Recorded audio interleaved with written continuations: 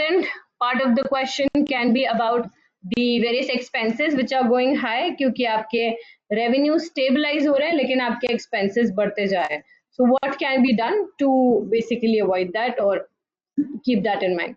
ठीक है. Next important part of the question can be more of about the volunteers जो composition committee के थे, क्योंकि वॉलंटियर्स आप फ्री में ले रहे हो और अगर वॉलंटियर्स चले गए तो आपका बड़ा नुकसान हो जाएगा, बिकॉज आपका फ्री का लेबर गड़बड़ हो जाएगा. तो maybe how to retain and maintain the volunteers. IT system हमेशा आता ही आता है, तो आईटी सिस्टम को लेकर आपका सारा डोनेशन साइट पे जा रहा है. बहुत केस सेंसिटिव डेटा है. जो भी आपके डोनर्स हैं obviously they will be big shots and they will have huge bank balances. उनका अगर कार्ड डिटेल्स इधर उधर लीक हो जाता है, you can be in trouble. उनका अगर जनरल डिटेल्स भैया उनका नाम नंबर भी लीक हो जाता है, then also you can be in trouble, क्योंकि अगर आपके कॉम्पिटिटर के पास चला गया उसको बड़े डोनर्स मिल जाएंगे.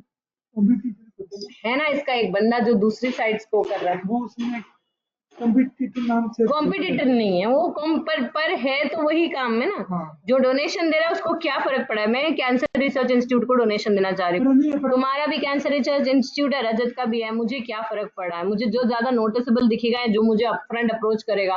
तो अगर तुम्हारा डेटा लीक हो गया या तुमसे मेरा डेटा लीक हो गया और रजत के पास चला गया, तो तुमसे पहले रजत ने मुझे अप्रोच कर लिया, I will be his donor instead of donating things to you, right. तो मैम क्या आंसर में ये वर्ड लिख सकते हैं आप कॉम्पिटिटर? कॉम्पिटिटर ना लिखो तो but threat from the other organisation लिख सकते हो, बट टेक्निकली कॉम्पिटिटर्स मानते नहीं हम, पर ऐसा नहीं, कॉम्पिटिटर्स तो हर जगह होते हैं. Threat from using donors to other organisations. हाँ. फिर उसके बाद आपका सबसे इम्पोर्टेंट चीज है ये वेबसाइट के एक्सट्रैक्ट्स, जहाँ पे you might have to undertake a new website, a new site का काम लेना है कि नहीं लेना है, that can be a question. तो आपको ये वेबसाइट एक्सट्रैक्ट्स, आपका मिशन विजन देखना है कि क्या ये नेशनल इंपॉर्टेंस का है, क्या इसमें रिस्क कितनी है, इसकी डोनेशंस मिल जाएंगी क्या इस साइट को रिकवर करने की, क्या ये साइट ऐसी जगह पर है जहाँ पे विजिटर्स आते हैं, क्या इस साइट पर कोई ऐसा प्रॉब्लम तो नहीं है कि क्लाइमेटिक चेंजेस होंगे और फिर या तो विजिटर्स नहीं आएंगे या साइट वापस डिमोलिश हो जाएगी, क्या इस साइट पे मैं कमर्शियल एक्टिविटीज कर पाऊंगी. तो बहुत सारे क्वेश्चंस हैं which can be addressed via these parts of the website. So you can just go through this part or whenever the question is asked, open this part from the exhibit और उसके basis पे आपका जवाब देना. ठीक है. Plus I think catering and shop business बहुत अच्छा खासा चल रहा है, going strong. So you can focus more on catering and shop and commercial aspects of the organisation. अगर कमर्शियली आपने स्टोर शॉप्स वगैरह स्टैब्लिश कर लिए तो आप ये बोल सकते हो कि मेंबरशिप में हर साल का डंडा है, हर साल आपको मेंबर्स लाने हर साल आपको डोनर्स ढूंढने हैं. पर एक बार कमर्शियल साइट्स पे या साइट्स पे कमर्शियल स्टोर्स चालू हो गए, शॉप्स चालू हो गए, तो वो जनरली चलते रहेंगे until unless they run into losses. तो वो आपका एक स्टेबलाइज इनकम हो जाएगा, that can be good approach. Again आप देखो तो मेंबर्स भी स्टेबलाइज हो गए, विजिटर्स भी स्टेबलाइज होते जा रहे हैं. It's like not growing as at the speed at which it was growing before. So you might have to reconsider कि मैं सिर्फ नेशनल इंपॉर्टेंस की साइट्स कर रही हूँ, क्या मुझे दूसरी साइट्स पे भी जाना चाहिए, जो मेरे ऑपोजिट जो दूसरा बंदा है वो कर रहा है, क्या मैं उसमें भी हाथ डालूं ताकि I can increase the number of people who are visiting. वो हमारे विजन और मिशन के विजन और मिशन के खिलाफ तो नहीं हुआ, बट हाँ वो देख लो कि if it is aligned as per your vision mission. एक और इम्पोर्टेंट चीज जो यहाँ पर है is about the CSB board. External, मैंने कहा एक्सटर्नल थ्रेड्स आपको CSB बोर्ड के लॉ चेंजेस से आ सकते हैं. Internal changes can be whether you want to take up a new task और ओपन अ न्यू ब्रांच और व्हाटएवर, है ना. So keep these things in mind. Other than that I think everything is pretty much sorted. मैं आपको बता देती हूँ कि आपके रिस्क एलिमेंट्स क्या क्या है. पहले CSB बोर्ड आपके ऊपर कुछ लीगल एक्शन ले सकता है अगर आपने कोई नेशनल इंपॉर्टेंस की साइट डिस्ट्रॉय कर दी तो आपको पहले वो समझना पड़ेगा. ठीक है. दूसरा, आपके डोनर्स आपसे नाराज हो सकते हैं अगर आपने फंड्स को गलत तरीके से मिस अप्रोप्रिएट किया तो. तीसरा सबसे इम्पोर्टेंट जो रिस्क है आपकी कि आप हेरिटेज को रिकवर करना चाहते हो. आप अगर कमर्शियल शॉप्स पे और स्टोर्स पे जाओगे तो हो सकता है कि वो commercial shops can be responsible for destroying the heritage of the property. Also understand this कि अगर उसका लुक खराब करने के अलावा रिस्क भी तो है. If you are having some catering services at the site itself, तो बहुत सारी रिस्क है. जो मैंने कहा, सिलेंडर फट सकता है, कुछ भी हो सकता है, साइट डिस्ट्रॉय हो सकती है, and your reputation can be tarnished for ever. तो वहां पे वो चीज वापस ठीक करना मुश्किल हो जाएगा.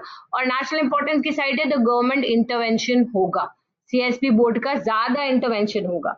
Because if you destroy something here, waste some resources, खाली खुद का नुकसान नहीं करो, नेशन का भी नुकसान. ठीक है?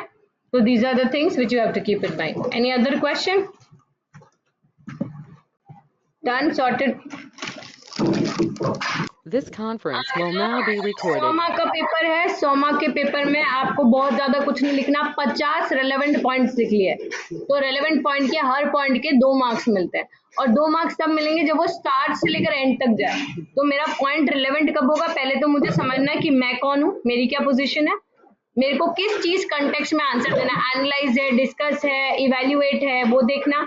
मुझे किसको जवाब देना अगर मुझे रिपोर्ट बना के देनी है, whom am I addressing the problem to. और फिर उसके बाद मुझे पहले तो प्रॉब्लम को आइडेंटिफाई करना है, उसको केस से रिलेट करना है, और केस स्टडी के ही लॉजिकल ग्राउंड्स पे कुछ लॉजिकल सोल्यूशन देना है. तो एनपीओ के लिए solution can be completely different, और एक प्रॉफिट मेकिंग ऑर्गेनाइजेशन के लिए solution can be completely different. अगर इस केस में एक ऑर्गेनाइजेशन कहेगी शॉप्स और जो भी केटरिंग बिजनेस है वो होना सही है, क्योंकि you are getting money, it is increasing your profits. But for the sites, अगर मुझे ये शॉप या ये केटरिंग का इस जगह पर, इस साइट पर रखने में मेरे को रिस्क लग रहा है कि ब्लास्ट हो सकता है, किचन में सिलेंडर्स नहीं अलाउ कर सकती मैं, साइट डिस्ट्रॉय हो सकती है, तो उस केस में मेरा पहला प्रायोरिटी होगा मेरे को स्टोर वाला या केटरिंग वाला कितना भी रेंट पे करने को रेडी हो जाए. तो profit will not be my primary objective, and profit will not be the decision making criteria. ठीक है? Done. तो बस ये चीज ध्यान रखना. So case study is different, but you have an opportunity कि तुम अपना 3 E's लगा सकते हो. Effectiveness, efficiency, क्या? Economy. ठीक है? और इसके बाद 5 E's का भी कॉन्सेप्ट है इसमें. अपन ने जब लास्ट लेवल पे आके पढ़ा तो we were studying 5 E's also. तो वो सारे आप ऑप्शंस उसके ऊपर लगा के you can take a call. ठीक है? तो take a wise call and all the best for the exam.